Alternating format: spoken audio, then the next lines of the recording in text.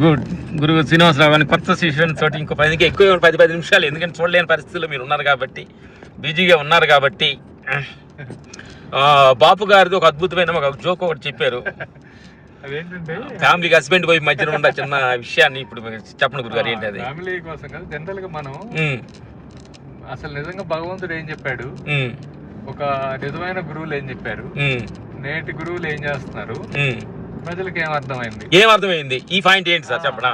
చూస్తే పాపం భగవంతుడు ఏం చెప్పాడు, మీరంతా ఆత్మస్వరూపులు, మీరంతా నా బిడ్డలు లాంటి వాళ్ళు.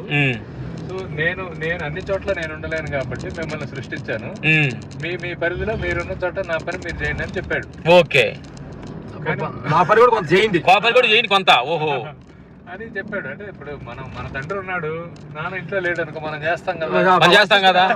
అరే మీ నాన్న ఇంటికి వెళ్ళి కొట్టుకెళ్ళి సామాన్ తీసుకురండి అంటే చిన్నప్పుడు మనం చేసేవాళ్ళం కదా. చేస్తాం కదా. సరే అబ్బాయి మీ నాన్న ఏదో నాకు ఏదో ఇస్తాను 10 రూపాయలు ఇయ్యాయి అంటే ఇస్తాము, చేస్తాం కరెక్ట్. సో అట్లా భగవంతుడు, అరే బాబు మీరంతా నా స్వరూపులో నాకెంత కెపాసిటీ ఉందో మీకెంత కెపాసిటీ ఉంది. ఆడపిల్ల ఉంది, అమ్మ మీద ఊరెళ్ళింది, అమ్మ లేదు కాబట్టి అన్నం నోండమని ఆడపిల్ల తండ్రి చెప్తాడా లేదా? అంతే కదా.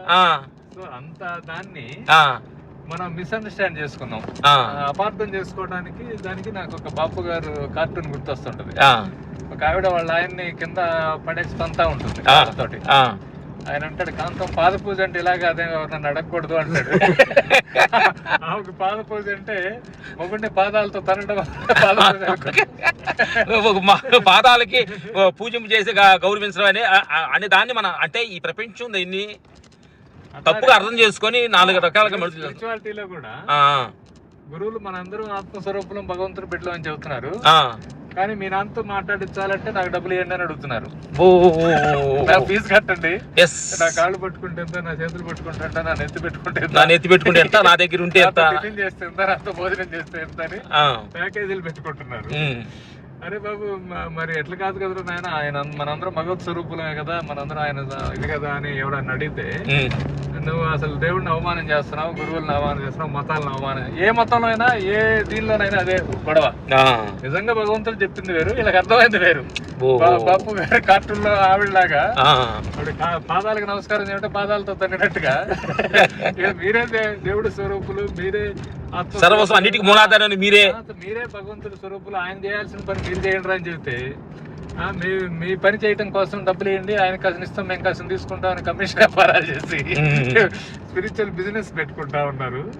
సో అదేంటంటే మన వివేకానంద ఒక మంచి మాట చెబుతారు. ఏంటి గురుగారు అది?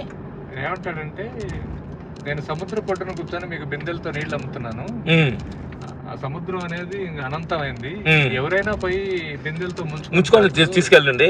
సో అంటే మీరు నా ద్వారా కొనుక్కుందాం అనుకుంటున్నారు, దానికి మీకు మధ్యలో ఇంకొకడు వ్యాపారం చేసే వాళ్ళతో పని లేదు, మీరు వెళ్ళండి, మీదే అదని చెబుతున్నాడు ఆయన. భగవంతుడు అదే డైరెక్ట్ గా నా దగ్గర అన్నాడు. భగవంతుడికి భక్తునికి అనుసంధానం అవసరంలా, అనుబంధం ఉంటే చాలు.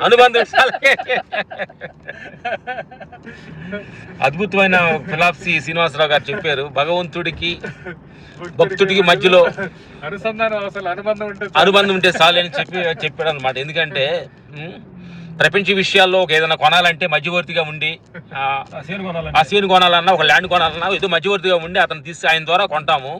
కానీ అదే అలవాటు పడిపోయి మనం కూడా భగవంతుడికి వెళ్ళాలంటే ఇంకోటి ఆధారం కావాలి అని మనం అలవాటు పడిపోయాం కాబట్టి, అదొక బిజినెస్ అయిపోయింది కాబట్టి మన ఆధారాలు భగవంతుడికి డైరెక్ట్గా వెళ్ళొచ్చు అని సత్యం చెప్పారు. Okay, thank you sir, thank you. Nice.